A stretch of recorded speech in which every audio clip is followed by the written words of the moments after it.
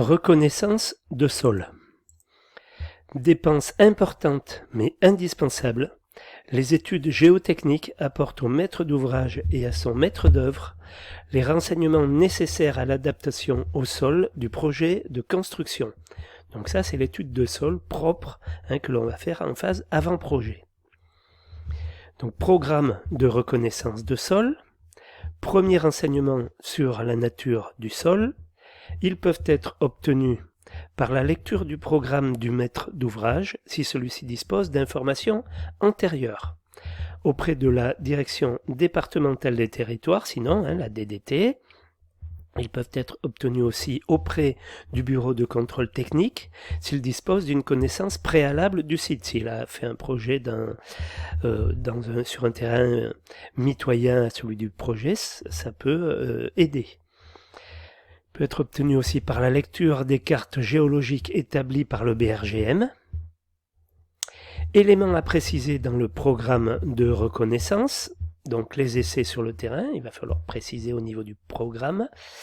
Il convient d'indiquer par repérage sur un plan les sondages envisagés, profondeur, matériel à utiliser, les types d'essais in situ à effectuer, profondeur, matériel à utiliser, les prélèvements à effectuer, carottage, etc., mode opératoire, emplacement, profondeur, les mesures à effectuer sur le niveau de la nappe phréatique. Donc, effectivement, tout ça, c'est de votre ressort, mais tout ça, vous allez le rédiger avec l'aide d'un géotechnicien. Voilà, c'est un géotechnicien qui va vous indiquer ce qu'il faut faire au niveau de l'avant-projet. Donc, il va pouvoir vous indiquer tout ça. Simplement là, je vous donne d'une manière assez exhaustive quand même tous les éléments qu'il est intéressant de connaître au niveau de la reconnaissance de sol.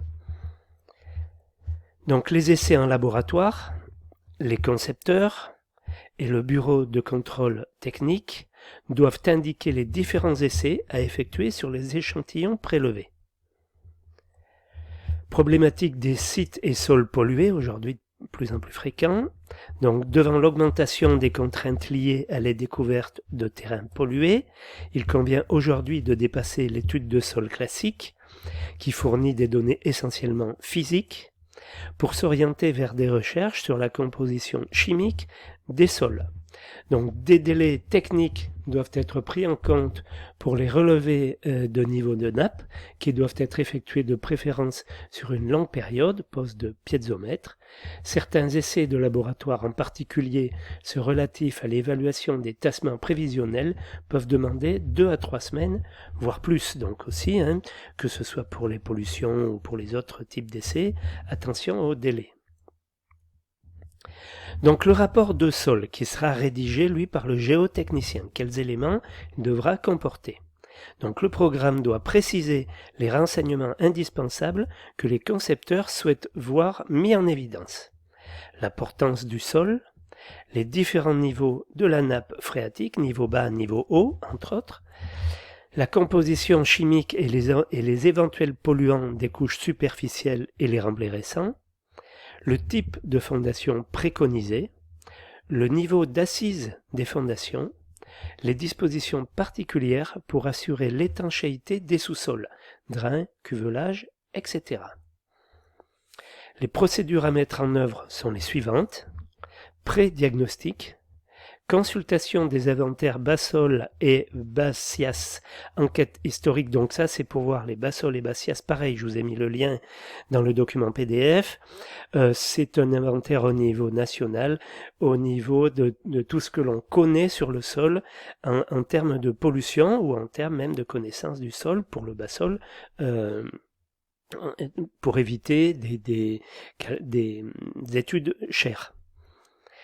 Étude simplifiée des risques selon méthode du ministère en charge de l'environnement, aboutissant à une classification 1, 2 ou 3 du site.